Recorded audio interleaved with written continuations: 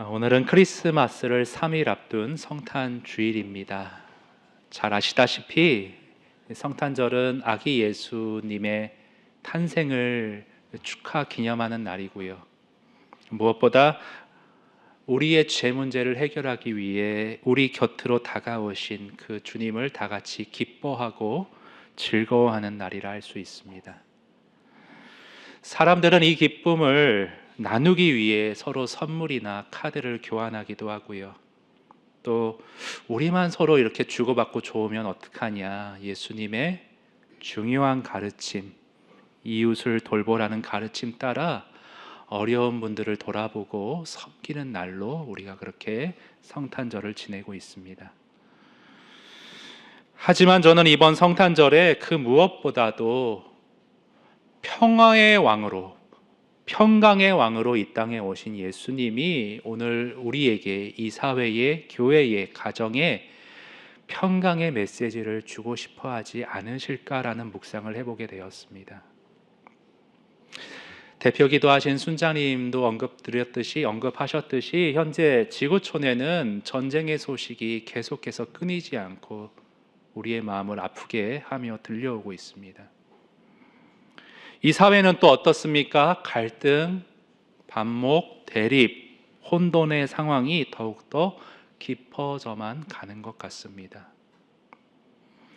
저희가 당장 기도 한 번으로 이 세계의 정세를 바꾸거나 사회를 변혁시킬 수는 없는 일입니다.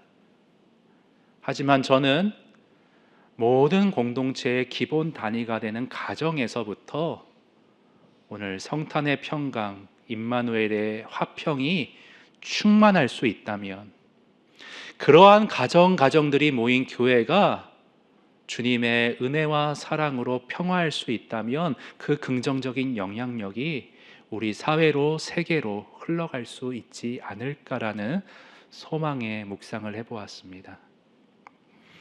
그래서 저는 오늘 성탄절임에도 불구하고 다른 본문으로 성탄의 메시지를 전하기보다는 우리 가정의 기본 구성원인, 물론 부부 사이도 있지만 우리가 다 걸쳐져 있는 부모와 자녀 간의 그 화평의 관계를 다시 한번 말씀으로 조명함으로 우리가 한정된 세월, 짧은 기간 가정의 화평을 놓치고 있는 경우들이 있다면 다시금 말씀으로 회복하고, 이미 부모님과의 관계나 가정의 평화가 넘쳐 흐르는 가정이 있다면 다시금 이 성탄절에 본문의 말씀을 통해 주님의 원리 가운데 그 행복을 증폭시켜 가기를 바라는 마음으로 10계명의 제5계명을 함께 살펴보고자 합니다.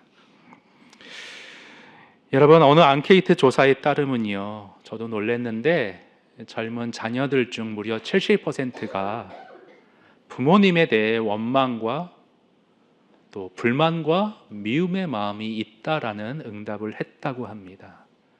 책에서 본 대목인데요, 잠깐 그 장면, 그 대목 같이 화면에서 보시면 많은 젊은이들이 부모 대하기를 힘들어하고 싫어하는 정도가 아니라 미워한다는 것은 충격적인 이야기가 아닐 수 없다. 당신은 그 이유가 어디에 있다고 생각하는가? 사람들 말처럼 요즘 젊은이들이 사람의 도리도 모르는 폐륜 아들 때문이라고 생각하는가? 꼭 그렇지만은 않다.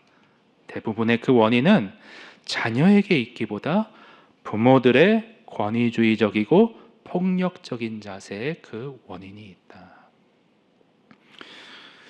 아마 70%의 많은 퍼센테이지가 부모들의 권위적인, 강압적인 그런 태도에 좀 관계가 멀어진 경우들이 대부분일 거라 생각을 하고요. 끝부분에 나온 폭력적이다. 정말 그런 일이 있어서는 안 되는데 간혹 너무 마음 아프게도 우리 가정 안에 물리적인 폭력들이 행사되는 경우들이 덜어 있는 것 같습니다. 그래서요, 여러분, 제가 아는 성도님은 이런 말을 한 걸 들은 적이 있어요. 목사님, 저는 성경에 부모님을 공경하라는 말씀이 너무 상처가 됩니다. 어떻게 우리 아버지 같이 저렇게 자녀들에게 손찌검을 함부로 하는 그런 분을 공경하라니요. 어떻게 제 사정도 모르고 이렇게 일방적인 말씀을 하실 수가 있나요? 여러분 어떻게 생각하십니까? 폭행을 가하는 아버지를 무조건 품고 수용하고 감내하며 살아가라. 그게 정당한 요청일까요? 저는 아니라고 생각합니다. 이런 성경은 항상 전체적으로 통합적으로 이해하고 읽을 필요가 있다고 제가 늘 평소에 강조를 드립니다. 십계명은 축약되고 보편적인 원리만을 짧게 수록해 놓은 거예요. 근데 우리 인생의 많은 다양한 경우들에는 부모를 공경하기 어려운 경우들이 실제로 있습니다. 그래서 여러분 성경을 보면요, 예를 들어서 성경을 화합하라 하고 하나 되라는 것을 강조하지요. 그러나 때로는 서로를 위해 잠시 떨어져 갈라서 있는 것이 유익하다라는 성경의 그러한 장면들도 있다는 것을 여러분이 통합적으로 이해하셔야 합니다. 어떤 장면이 떠오르실까요? 아브라함과 조카 롯. 항상 고향을 떠날 때부터 같이 한 사이입니다. 그런데 그 종들이 가축의 먹이들이 부족한 목초지를 두고 서로 다투는 양상이 벌어졌고 봉합할 수 없는 지경이 됐습니다. 그래서 아브라함과 롯은 우리가 서로 사랑하지만 잠시 떨어져 지내는 것이, 제 갈 길을 가는 것이 서로에게 유익하다 판단하여 헤어지는 모습을 보입니다. 성경은 그것을 정죄하지 않습니다. 그래서 폭력을 휘두르는 아버지와 항상 옆에서 같이 받들며 살아야 하는가? 아닙니다. 서로를 위해 잠시 떨어지는, 내 마음이 그분을 정말 포용할 수 있을 정도로 치유되기 위해서는 떨어지는 시간이 분명히 저는 필요하다라고 생각합니다. 자, 이것은 일반적인 어떤 보편적인 상황은 아닐 거고요. 우리 대부분의 자녀들이 부모로부터 마음이 멀어진 경우는 앞서 말씀드렸듯이 권위주의적이고 강압적인 부모의 태도 때문인 것 같습니다. 여러분, 사람은 그런 게 있습니다.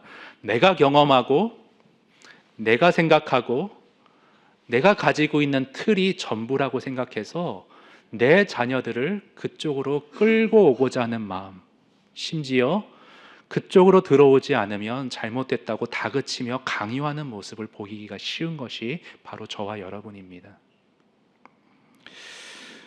여러분, 우리 가정 안에도 좀 이 강압적인 문제로 갈등을 빚는 경우가 하나 있는데요. 우리 지우가 늘 입버릇처럼 노래하는 게 있어요. 아빠, 내가 독립하면 스팸을 마음껏 먹을 거야. 엄마가 몸에 안 좋다고 그 개수를 정해줘요. 5개만 먹어. 용가리 치킨 5개 딱 이렇게 마음껏 먹을 거야. 내가 독립하기만 해봐. 여러분, 이거는 좀 우스갯소리고요. 실제로 아까 언급드린 김동원 목사님 책에 보면 이런 실례가 나옵니다. 둘째 아이가 어느 날 집에 왔는데 머리를 샛노랗게 염색하고 들어왔대요. 여러분이라면 어떻게 하시겠어요? 목사님은 너무 놀라서 처음에는 이렇게 말했대요. 얘야, 네가 앞으로 독립을 하면 네가 하고 싶은 대로 자유껏 그렇게 머리 모양 색깔을 할 수 있지만 나랑 사는 동안에는 허락할 수 없단다, 이렇게 말을 했대요. 근데 그 둘째 아이가 매우 충격적인 말을 목사님에게 던졌습니다. 아빠, 그건 좀 비겁한 것 같아. 근데 근거가 참 그럴듯해요. 나는 아직 경제적으로 자립할 준비가 되어 있지 않은데 이런 나를 몰아붙여서 억지로 아빠 말을 따르게 하는 건 좀 비겁한 것 같아.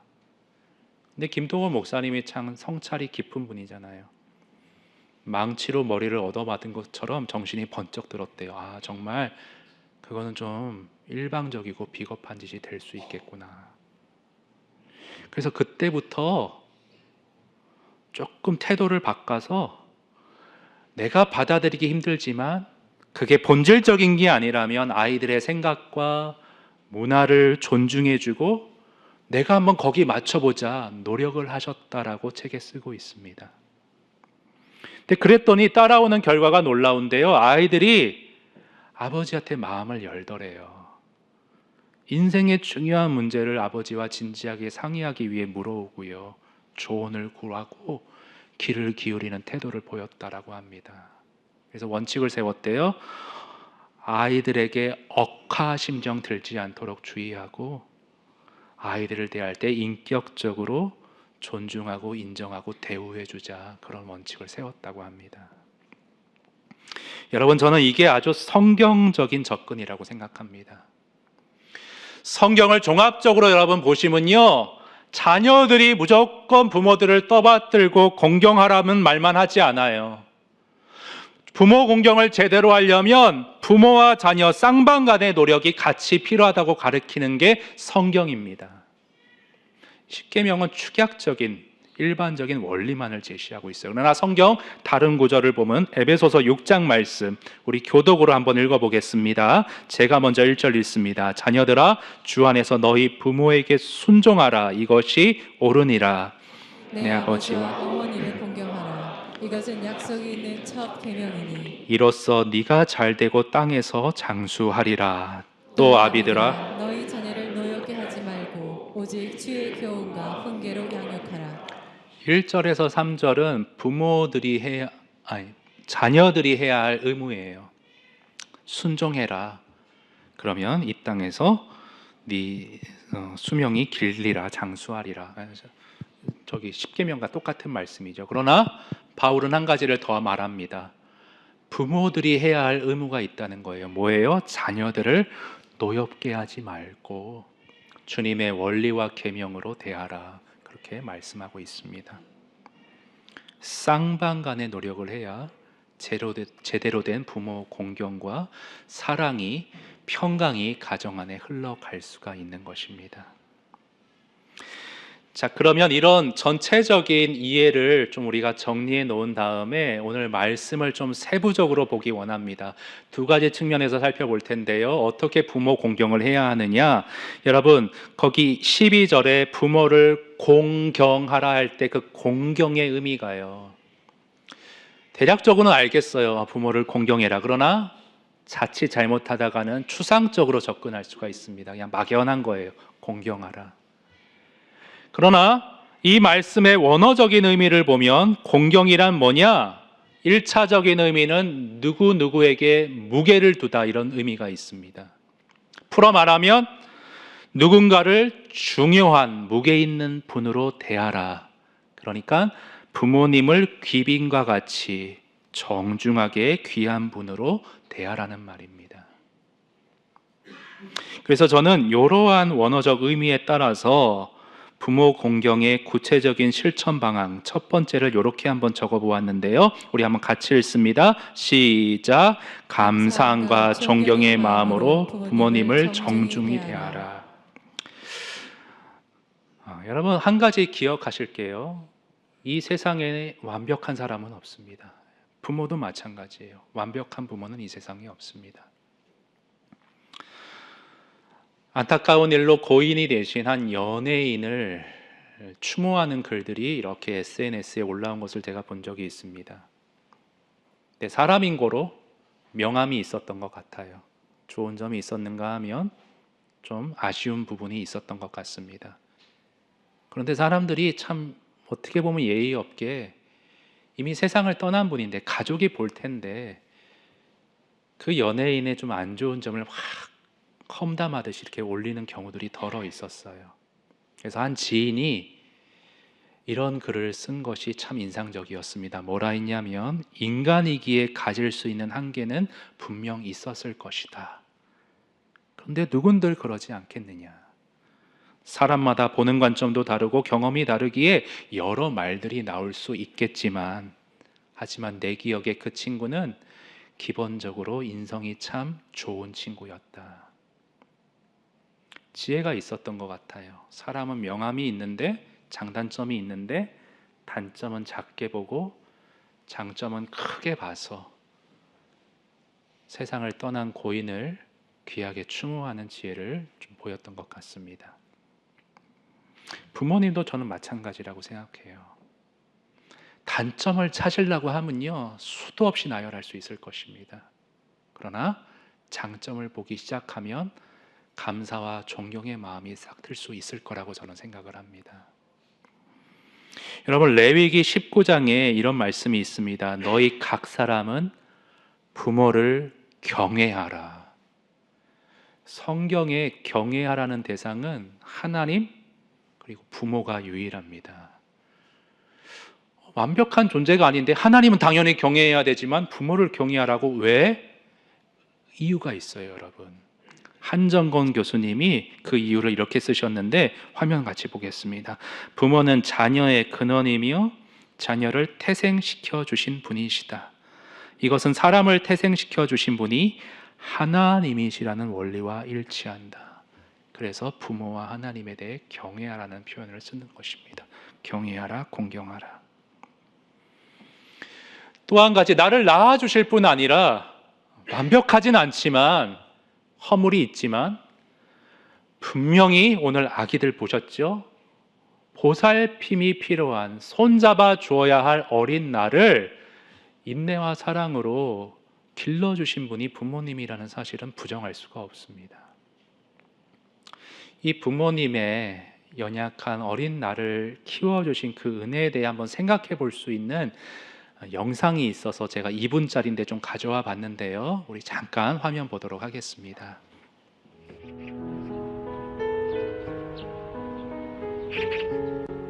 얘야, 저 새가 무슨 새냐? 까치요.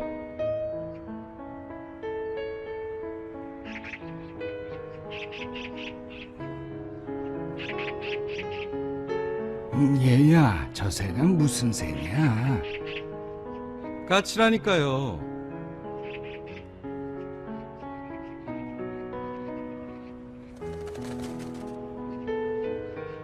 얘야, 저 새가 무슨 새라고 했지? 몇 번이나 대답해야 아시겠어요. 까치요. 까치라고요.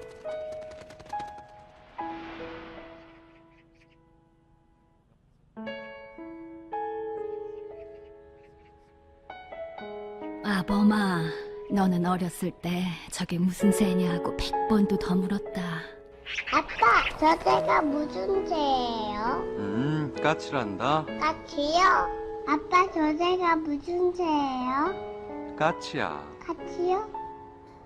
그럴 때마다 아버지는 까칠한다, 까칠한다 몇 번이고 대답하시면서 말하는 네가 귀여워서 머리를 쓰다듬어 주셨지. 그래서 네가 말을 배울 수 있었던 거다.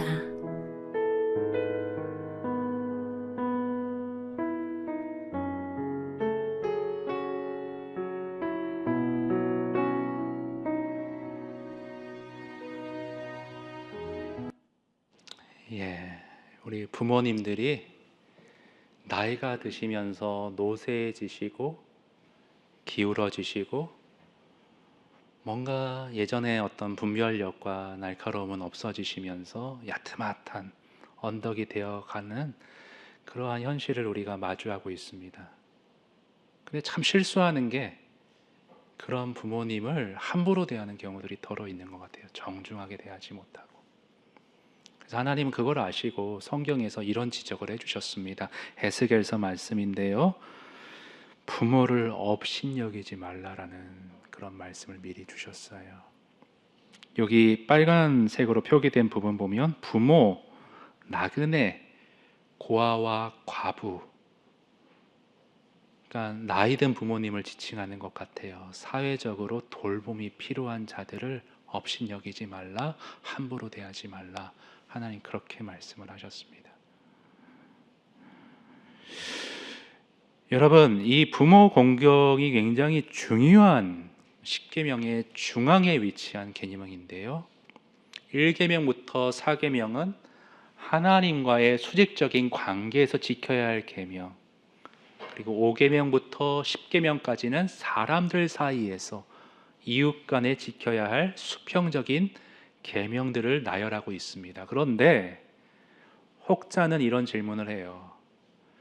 왜 살인하지 말라, 이게 더 좀 엄중하고 급한 명령 같은데 맨 앞에 두지 않고 부모 공경을 왜 맨 앞에 내세웠을까? 거기에 대한 답을 우리 김지창 교수님이 이렇게 풀이해주고 있습니다. 이웃과의 관계를 다루는 계명 가운데 부모를 공경하라는 말씀이 제일 먼저 나오는 것은 부모가 하나님과 이웃 사이를 연결하는 고리이기 때문이다. 하나님을 공경하듯 인간 부모를 공경해야 다른 이웃과의 관계도 제대로 이룰 수가 있다는 논리가 들어있는 것이다. 부모님께 순종하는 훈련을 통해 하나님을 공경하고 더 나아가 가난한 약자들을 공경하는 법을 배워야 한다. 우리가 성탄이라고 어려운 이웃들을 돌아보는데 정작 부모님은 살피지 않고 어려운 이웃들은 정말 극진하게 섬기는데 정작 부모님은 정중하게 대하지 않고 함부로 대한다면 얼마나 이게 모순적이고 심하게 말하면 위선적인 모습이라 할 수 있겠는가. 우리가 한번 점검해 봐야 한다는 말입니다. 항상 약자들을 돌보라고 말씀하신 하나님의 계명을 우리가 진지하게 받고 실천하고자 한다면 이웃과 다른 사람을 돌아보기 이전에 노새에 가시는 우리 부모님을 먼저 정중하게 섬길 줄 알아야 한다는 것입니다. 자, 이것이 10계명의 5계명의 한 측면이고요. 또 한 측면은요, 부모 공경하라의 내용의 구체적인 적용 두 번째는요, 우리 화면 보시고 같이 읽습니다. 시작. 얼마 남지 않은 시간 동안 얼마 남지 않은 시간 동안 잘 부모님과 의미 있는 시간을 갖는 것이 필요합니다. 여러분, 그 10계명의 5계명의 그 뒷부분, 내 부모를 공경하라 뒷부분에 보시면 약속이 하나 붙어 있습니다. 성경 보시겠어요? 부모를 공경하면, 그리하면, 그렇게 하면 약속이 뭐죠? 내 하나님 여호와가 네게 준 땅에서 내 생명이 길리라. 한마디로 장수하리라. 저는 처음에 전도사 시절에 이 계명이 잘 이해가 안 됐습니다. 왜냐하면 그 당시에 부모님을 극진히 섬기던 집사님이 한 분 계셨는데 회사에서 너무 경무에 시달리던 나머지 병을 얻어 일찍 세상을 떠난 경우를 봤거든요. 부모님을 이렇게 잘 섬기는데 어떻게 이렇게 일찍 데려가셨을까? 이 말씀이 진실이 아닌가 헷갈렸어요. 근데 성경을 좀 더 깊이 연구하면서 알게 됐습니다. 이 말씀은 기계적으로 장수하리라 이게 아니라 사람마다 부모님과 틀어지면 마음에 깊은 응어리가 생기게 마련이거든요. 아무리 부모가 잘못해도 자녀인데 내가 이러면 되나 하는 죄책감이 마음 깊이 있습니다. 그래서 그 부모만 떠올리면 내 잘못이 아닌데도 눈물을 펑펑 흘리는 경우들이 있죠. 그런데 하나님의 은혜 안에서 부모와의 쌍방간의 노력 가운데 공경하고 서로 존중하고 위해주고 사랑하는 관계가 되면 마음이 행복하여 네 몸이 건강해질 거라는 그런 측면에서 하나님은 이런 약속을 붙이셨다라고 저는 그렇게 성경을 해석하고 있습니다. 그런데 어떤 학자들은 이게 약속이 있는 첫 계명이다. 왜 하나님은 이런 약속을 주셨는가? 중요하기 때문이다. 근데 저는 그 중요성이요, 단순히 우리가 이 계명을 지키면 건강해진다 이래서 중요한 게 아니라 이 5계명이 중요한 진짜 이유는 뭐냐? 이 계명은 우리가 순종하기에 한정적인 시간밖에 없기 때문에 중요성이 더하다고 저는 생각을 합니다. 여러분, 무디가 이런 말을 했습니다. 화면 한번 마지막으로 보실까요? 젊은이요, 그대의 부모가 아직 살아계신다면 부모들을 친절하게 대하세요. 그들의 노년이 즐겁고 행복할 수 있도록 할 수 있는 최선을 다하세요. 이것은 그대가 항상 순종할 수만은 없는 유일한 계명이라는 점을 명심하세요. 그대가 살아있는 한 하나님을 계속 섬길 수 있고 안식일 지킬 수 있고 모든 계명 다 지킬 수 있습니다. 그러나 아버지와 어머니가 돌아가실 날이 멀지 않아 찾아옵니다. 만일 그대가 부모님이 마땅히 받으셔야 할 사랑과 존경을 보여드리지 못한다면 그 기회가 지나갔을 때 그대의 마음이 얼마나 아프고 비통하겠습니까? 어머니께 편지나 연락을 드린 지 얼마나 되셨습니까? 어쩌면 여러 날 동안 집에 연락드리지 못했을지 모릅니다. 아니, 여러 해가 되었을지 모릅니다. 어떤 분은 부모님이 지방에 사시는데 이제 명절이나 생신 때 찾아뵙곤 한다고 합니다. 근데 뭐 아직 부모님이 젊으세요. 65세 그 정도 돼서 75세, 80세 뭐 더 사실 수 있겠지 이렇게 해서 나에게 주어진 시간이 많거니 이렇게 막연히 생각은 했었는데 수학을 좋아해서 이렇게 계산을 해보니까 1년에 3차례, 4차례 간다고 쳐보면 앞으로 부모님을 몇 번이나 더 뵐 수 있을까? 결코 많지 않다는 거예요. 그리고 우리 부모님들은 험한 세월 바둥바둥 살아오셨기에 몸이 아프신 경우들이 많이 생깁니다. 언제나 건강하시지 않아요. 이별의 순간이 생각보다 빨리 찾아올 수 있습니다. 저희 아버지도 건강하셨습니다. 누구보다 건강하셨습니다. 근데 간암이 침묵의 암이라고 그러더라고요. 아무런 증상이 없었는데 어느 날 갑자기 복수가 차올라서 병원 검진을 받아보니 의사가 앞으로 3개월밖에 살지 못합니다. 선생님, 제가 간 이식하겠습니다. 이미 늦었습니다. 손 쓸 수 없습니다. 그래서 제가 그때 너무 마음이 항망해서 이 3개월 동안 어떻게 해야 되나, 뭘 해야 되나, 주변에 조언도 구해보고 뭐 이런저런 책도 봤는데요.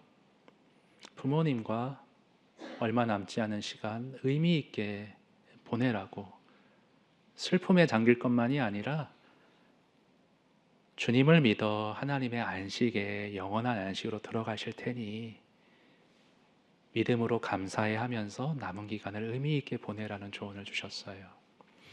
어떻게 의미 있게 보낼 수 있을까? 편지를 한번 써보래요. 말로만 말을 주고받지 말고 편지로 쓰면 내 깊은 더 마음이 전달될 수 있다고. 그리고 어떤 분은 목욕탕에 가서 아버지 등을 한번 밀어드려라. 또 어떤 분들은 여행을 가라. 가족 사진을 찍어라. 생각해 보니까 항상 사역이 바쁘시고 선교에 매몰되어 있으셔서 어느 선교사님은 좀 나오시면 충분히 쉬고 그러는데 딱 볼일만 보시고 바로 들어가세요. 해야 될 일이 많다고. 손주들하고 사진 한번 안 찍으셨더라고요. 그래서 제가 그 당시 전도사였기 때문에 사진관에 가서 이렇게 사진 찍을 그런 비용은 좀 부담이 되어서 교회 청년한테 부탁을 했습니다. 예배 마치고 우리 가족 사진 한번 찍어달라고, 사진기로. 그래서 제가 한번 갖고 와봤거든요. 띄워주시겠어요? 네.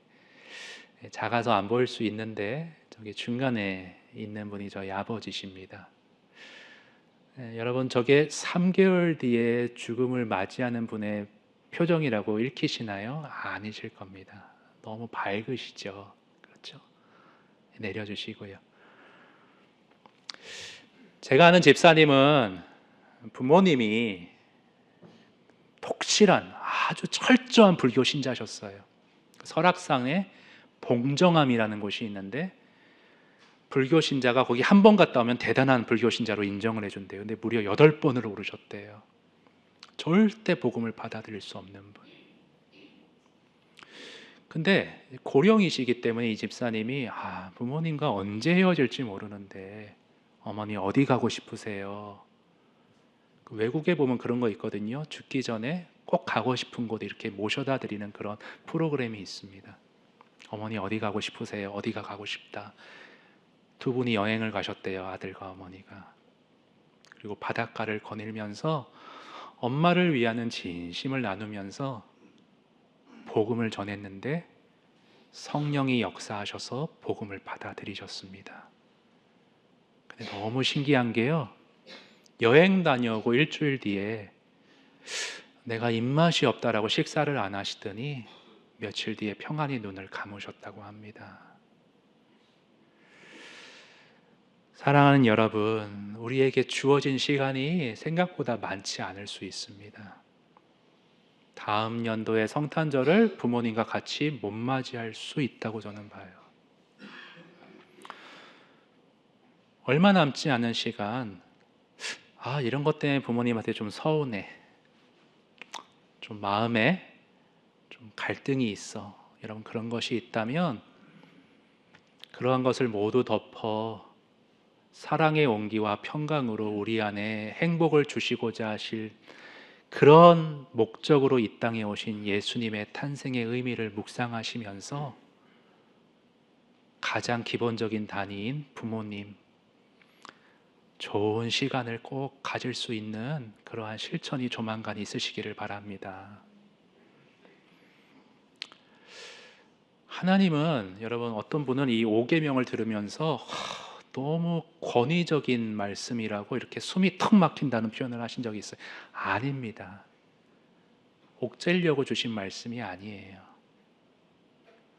우리가 어떻게 살아야 가장 행복한지를 아시는 하나님께서 저와 여러분의 가정을 복되게 하시려고, 후회 없게 하시려고, 행복하게 하시려고 이 계명을 주신 줄로 믿습니다.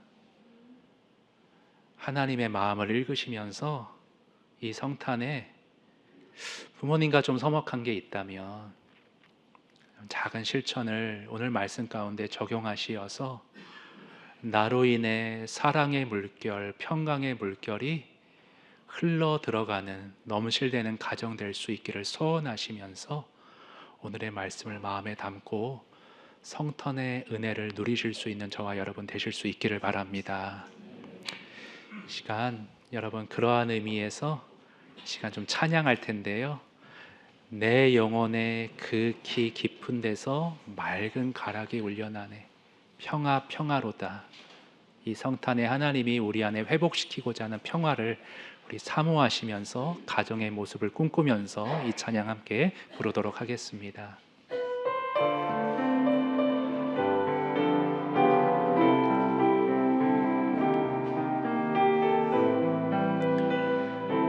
내 영혼의 극히 깊은 데서 내 영혼의 극히 깊은 데서 맑은 가락이 울려나네. 하늘 목초가 언제나 흘러나와 내 영혼을 고이 사네. 평화 평화로다.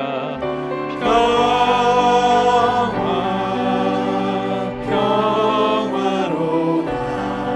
하늘 위에서 내려오네.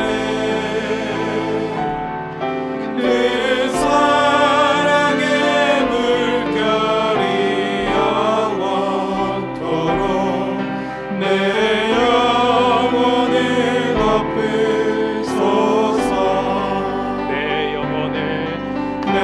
영혼의 평화가 넘쳐 주의 축복을 받음이라. 주의 축복을 받음이라. 내가 주야로 주님과 함께 있어 내 영혼이 편히 쉬네. 임마누엘의 평강이 평화로다.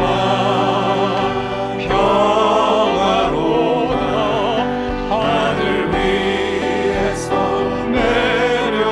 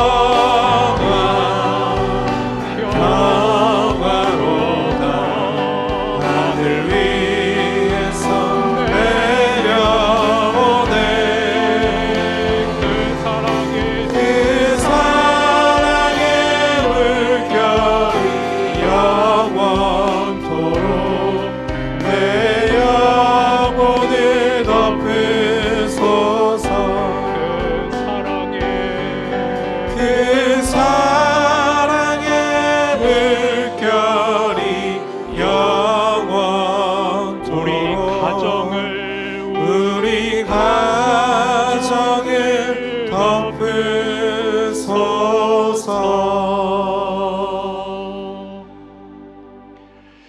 여러분 이 시간 함께 기도할 때에 오늘 주시는 은혜 마음에 담고 생각하시면서 성령이 이끄시는 대로 내 부모님을 위하여서, 자녀를 위하여서, 나 자신을 위하여서, 가정을 위하여서 우리 성령이 이끈 대로 성령의 이끌림 받아요. 우리 함께 기도하도록 하겠습니다. 함께 기도 올립니다. 하나님 아버지,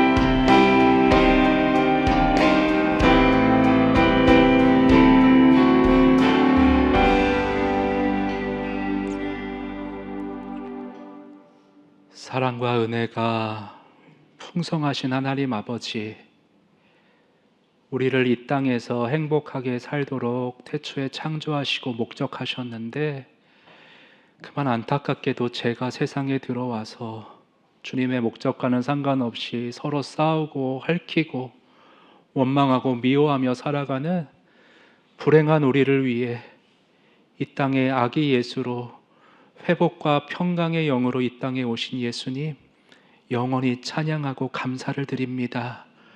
이 성탄을 맞이하여서 내 삶 가운데 관계 안에 혹 가장 기본적인 부모와의 관계가 나의 부족으로 또 부모의 부족으로 틀어져 있었다면 오늘 그 모든 것을 덮는 임마누엘의 은혜와 평강과 온기가 우리 성도님들의 심령을 회복시켜 주시도록 성령님 역사하여 주시옵소서.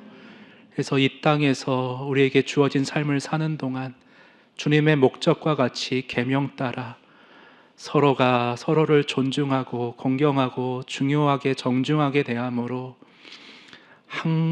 행복한 가정의 기쁨을 맛보며 살아갈 수 있도록 주님 은혜 베풀어 주시고, 오늘 아기들이 유아 세례를 받았는데 저들의 가정은 대가 이어질수록 주 안에서 더욱더 복되고 행복해 갈 수 있도록 송도 소리교회의 가정들을 축복하여 주시옵소서. 하나님, 그냥 캐롤을 부르고 들뜬 성탄으로 지나치지 말게 하시고 이 땅에서는 평화라고 하신 하나님의 그 소원과 외침을 마음속에 새기며 뒤따라가며 실천하며 내 인생 가운데 누리며 전하는 성탄의 축복의 전달자 될 수 있도록 우리 성도님들의 삶을 사용하여 주시옵소서.